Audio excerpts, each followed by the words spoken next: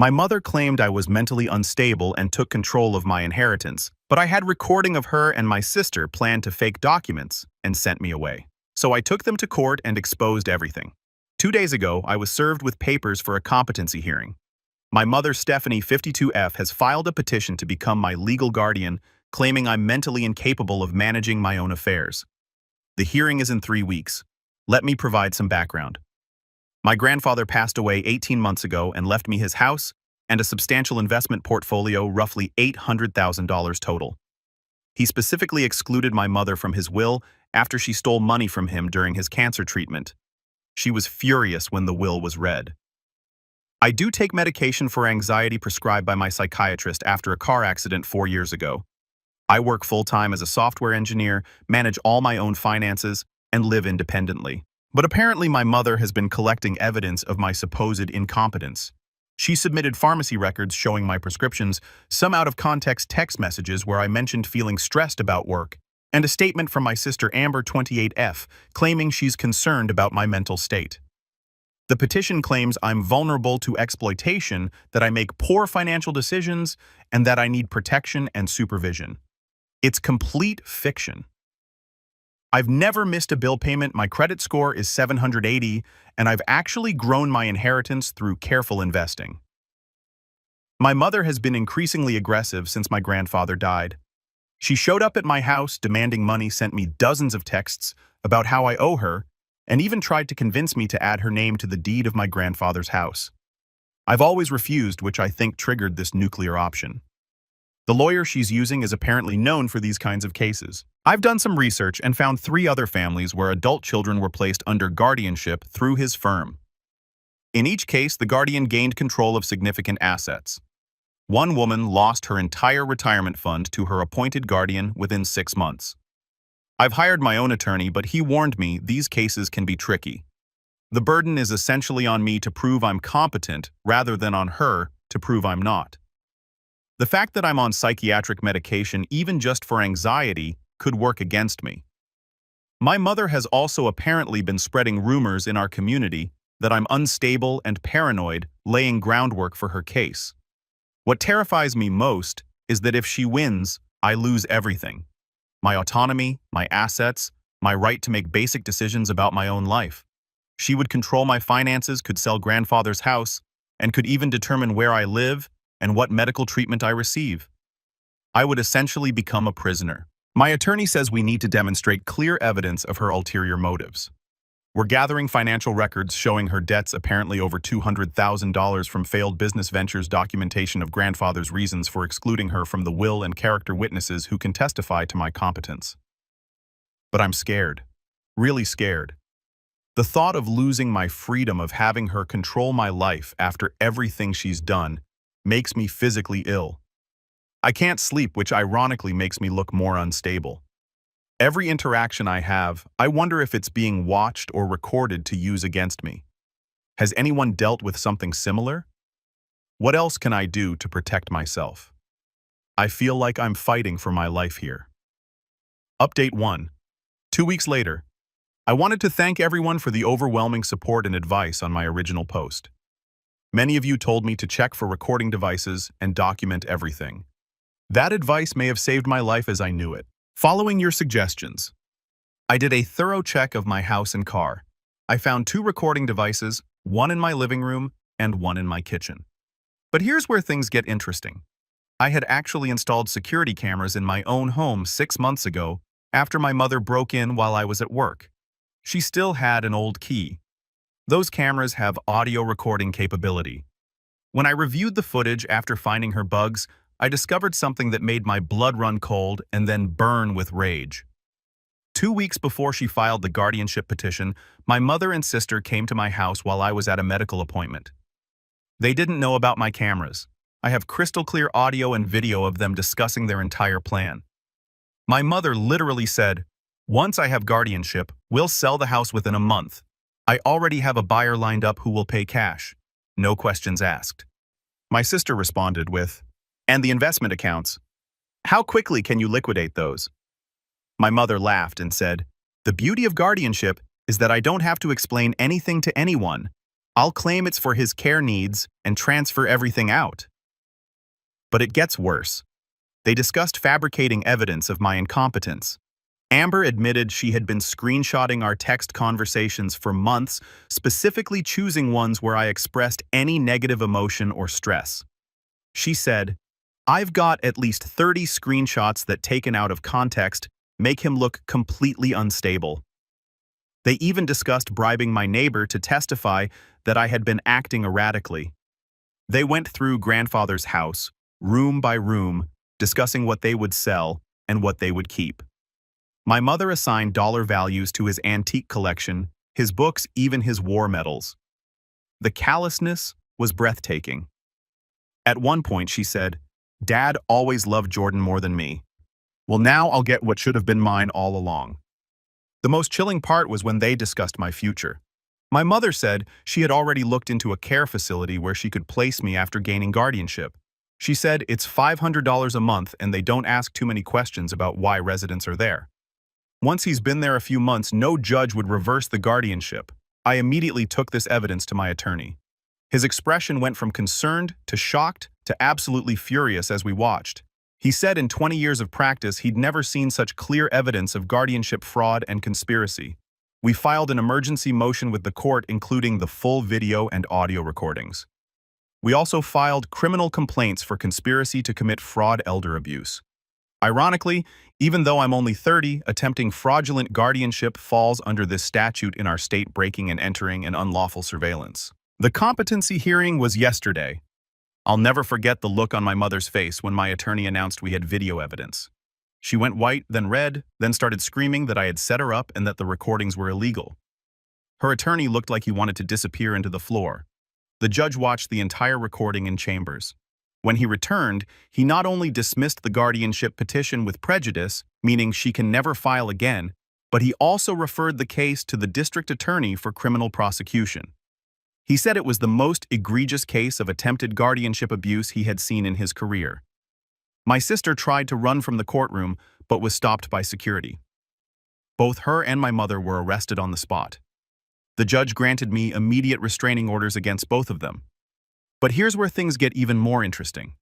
My attorney had been doing additional research and we discovered this wasn't their first attempt. They had tried something similar with my mother's aunt 3 years ago, but withdrew the petition when the aunt's children intervened. We've turned this information over to the DA as well. I'm exhausted, but relieved. The criminal case is moving forward, and the DA seems determined to make an example of them. She told me that guardianship fraud is becoming an epidemic, and she wants to send a clear message. I've also started therapy, real therapy, not just medication management, to deal with the trauma of this betrayal. My therapist says what I'm experiencing is a form of PTSD from the sustained psychological abuse and the threat to my autonomy. To everyone who messaged me with similar stories, my heart goes out to you. This system is broken, and predators like my mother exploit it. I'm considering using some of my inheritance to start a foundation to help others facing fraudulent guardianship petitions. No one should have to go through this. Update 2. 6 weeks after the hearing, the criminal case is progressing faster than expected. The DA has charged my mother with attempted guardianship fraud conspiracy to commit fraud perjury for lying in the guardianship petition and breaking and entering. My sister is charged with conspiracy and perjury. They're both looking at serious jail time. Here's something I didn't expect. After the arrests became public, 3 other families came forward. Apparently, my mother had been giving advice to other adult children on how to gain guardianship over their parents or siblings who had received inheritances. She was essentially running a consulting service for guardianship fraud, charging $5,000 for her expertise and templates for fraudulent petitions. One elderly man, Thomas 78M, contacted me in tears. His daughter had used my mother's template to gain guardianship over him last year. He lost his home and life savings within 4 months. He's been living in a rundown facility, unable to even access his own Social Security checks. My attorney is now helping him pro bono to reverse the guardianship. The investigation has also revealed the depth of my mother's financial desperation. She owes $200,000 in business debts, but also another $150,000 in credit card debt she hid from everyone. She's been living entirely on credit for 2 years, making minimum payments with other credit cards. The house she lives in is in foreclosure. She was literally weeks away from bankruptcy when she decided to come after my inheritance. My sister Amber's situation has imploded as well. Her husband filed for divorce immediately after her arrest. He had no idea about the plan and was horrified. He's seeking full custody of their two children ages 3 and 5, citing her criminal charges and moral unfitness. Text messages between Amber and my mother show that Amber was promised $200,000 for my assets once the guardianship was established. The recorded evidence has become crucial for multiple cases. Now the DA is using it in criminal prosecution. Thomas is using it in his case to reverse his guardianship, and 2 other families are using it as evidence to investigate their own suspicious guardianships. Last week, I had to testify before a grand jury. I played the full recording and walked them through the months of harassment leading up to the guardianship attempt. Several jury members were visibly shocked. One woman was crying by the end. The grand jury returned indictments on all charges, plus additional charges for racketeering due to the pattern of guardianship fraud my mother was orchestrating. My mother's attorney, the one who specializes in guardianships, is also under investigation. The State Bar is reviewing his license after discovering irregularities in multiple guardianship cases he's handled. It turns out he had a kickback arrangement with certain facilities where guardians would place their wards receiving $1,000 for each placement. The house feels different now, lighter somehow. I've changed all the locks, installed a comprehensive security system, and I'm slowly making it truly mine. I found my grandfather's journal in the attic last week.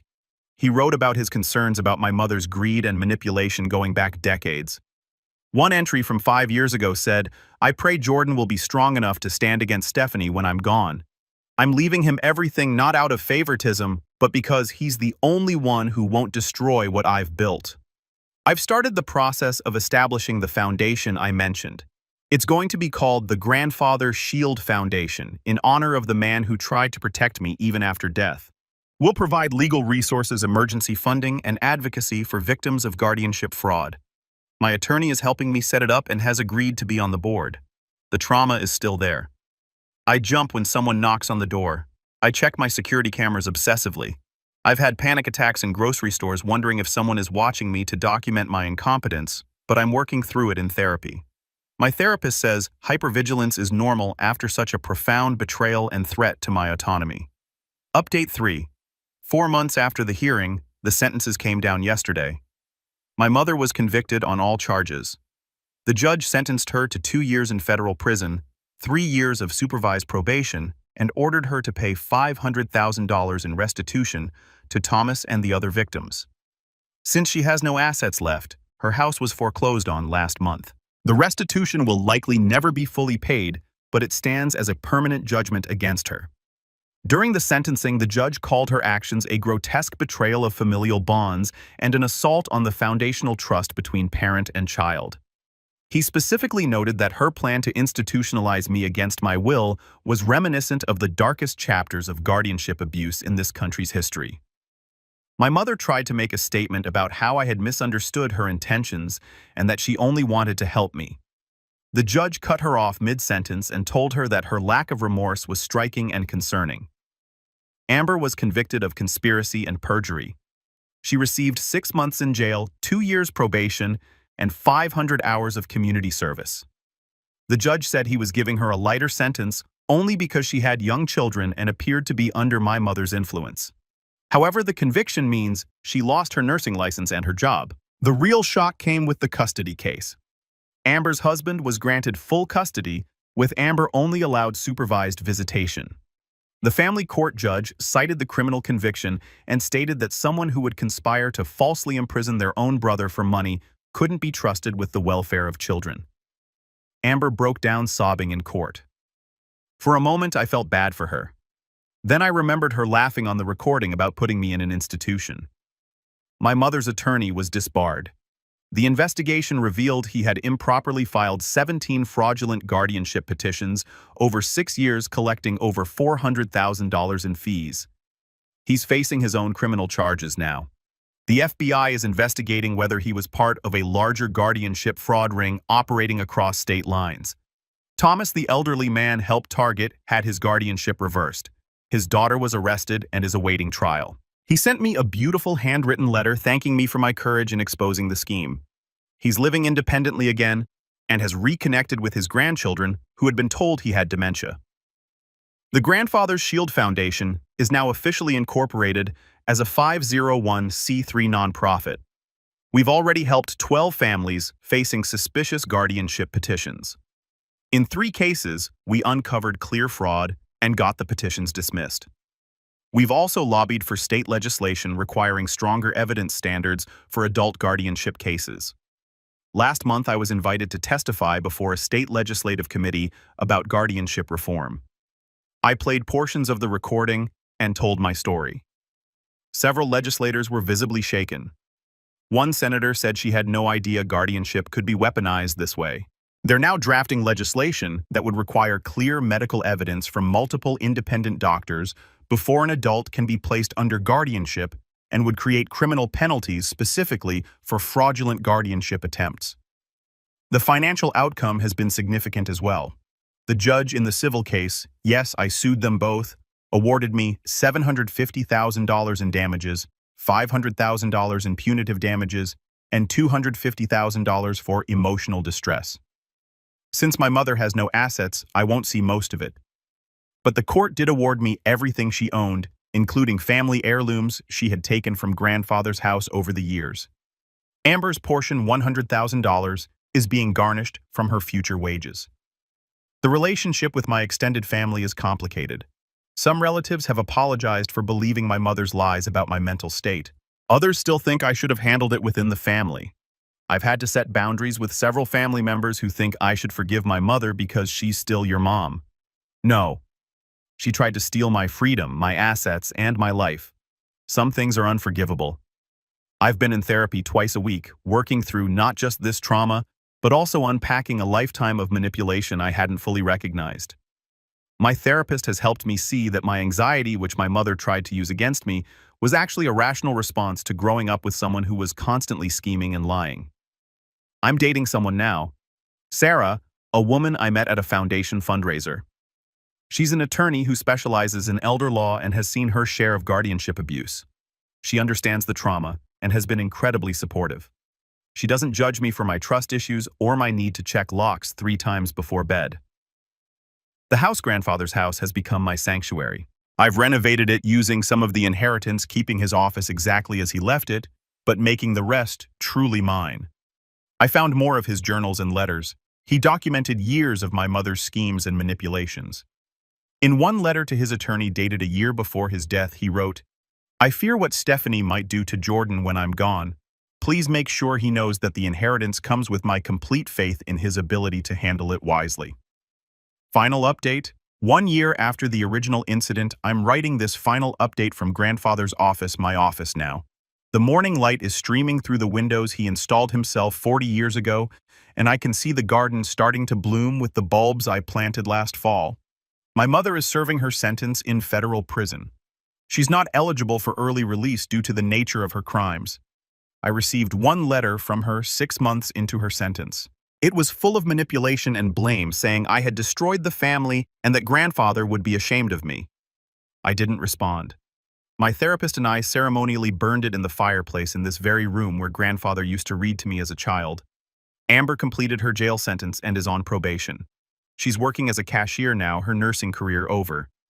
Her ex-husband reached out to me last month asking if I wanted to have a relationship with my nephews. I said yes. I don't want them to grow up thinking their whole family is broken. We meet at parks and I'm teaching them the card games grandfather taught me. They don't know the full story, just that mommy made some bad choices. Maybe someday they'll understand. The Grandfather's Shield Foundation has grown beyond my wildest dreams. We now have 3 full-time attorneys on staff and have helped over 100 families. We've successfully prevented 43 fraudulent guardianships and helped reverse 12 others. The state legislation passed. It's now called Jordan's Law. They used my name despite my protests. It requires clear and convincing evidence of incompetence from at least 2 independent psychiatric evaluations before an adult can be placed under guardianship. The ripple effects continue. The FBI investigation into guardianship fraud rings led to 23 arrests across 4 states.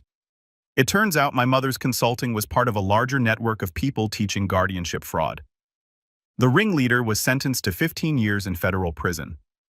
Thomas, the elderly man my mother helped target, has become like a grandfather to me. We have lunch every Tuesday. He's teaching me woodworking in his garage and I'm helping him write his memoirs. He says exposing the guardianship fraud gave him his life back. His relationship with his grandchildren has been restored, and he's even started dating again at 79. Sarah and I moved in together 6 months ago. She brings light and laughter into grandfather's house in a way I never imagined possible. We're talking about marriage, about children who will run through these halls like I once did. She's helped me understand that trauma doesn't have to define your future, even as it remains part of your story. The anxiety I once took medication for has largely resolved. My psychiatrist says the chronic stress of living with a manipulative parent can create anxiety disorders that resolve once the threat is removed. I still have bad days. Sometimes I wake up in a panic thinking someone is trying to take my freedom, but those days are becoming rarer. I've learned so much through this ordeal. I've learned that family isn't about blood. It's about trust and respect. I've learned that standing up to abuse, even when it comes from your mother, isn't betrayal, it's self-preservation. I've learned that grandfather's greatest gift wasn't the money or the house. It was the strength to stand against those who would exploit and harm me. The foundation is hosting its first annual gala next month. We're honoring Thomas and 3 other survivors of guardianship fraud. The keynote speaker is a senator who's introducing federal legislation on guardianship reform. Sarah bought me a new suit for the occasion, saying, "Grandfather would want me to look my best while carrying on his legacy of protecting the vulnerable." Sometimes I walk through this house and feel grandfather's presence. Not in a supernatural way, but in the values he built into these walls. Integrity, independence. The courage to stand against wrong even when it's family doing it. His journals have become my guidebook. One entry written shortly before his death seems prophetic now. Jordan, if you're reading this, it means I'm gone and you're facing the storm I always feared would come. Your mother will likely come after what I've left you. Don't let guilt or familial obligation cloud your judgment. She made her choices long ago. Protect yourself. Protect what I've built and use it to protect others. That's all I ask. I'm fulfilling that request, grandfather. The storm came just as you predicted, but I weathered it and now I'm helping others do the same. To anyone reading this who's facing guardianship abuse or familial financial exploitation, you're not alone. Document everything. Trust your instincts. Don't let anyone make you feel guilty for protecting yourself. And remember, the people who truly love you want you to be free, autonomous, and safe. Anyone who threatens those things, regardless of their relationship to you, doesn't deserve a place in your life. The sun is setting now as I finish writing this. Sarah is cooking dinner. I can smell garlic and herbs drifting up from the kitchen. Thomas is coming over to help me install new shelves in the library. My nephews are visiting this weekend. The foundation's attorneys are preparing to help 3 more families this week. This isn't the life I imagined when I wrote that terrified first post. It's better. It's a life built on truth, justice, and the courage to stand against those who would exploit the vulnerable, even when they share your DNA. Grandfather was right. The inheritance wasn't about the money. It was about having the resources to fight back, to protect myself, and to extend that protection to others. The house is no longer just grandfather's house. It's the headquarters of the Grandfather's Shield Foundation. It's where Sarah and I are building our future. It's where my nephews learn that family can heal. It's where Thomas finds the grandfather-grandson relationship that was stolen from him. It's where justice lives. My mother thought she could steal my freedom, my assets, my life. Instead, her actions created a movement that's protecting hundreds of vulnerable adults from the same fate.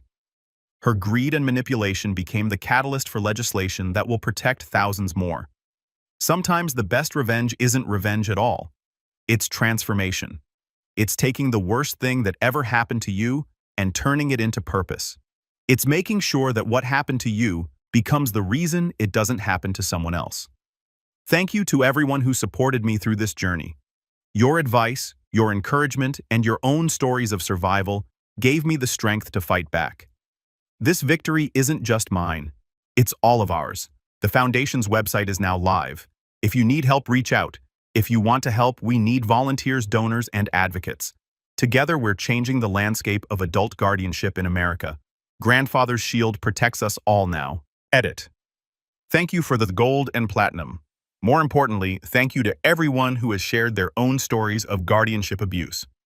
The Foundation has received over 200 inquiries since this post. We're working to respond to everyone. Remember, you deserve autonomy, dignity, and freedom. Don't let anyone, especially family, take that from you.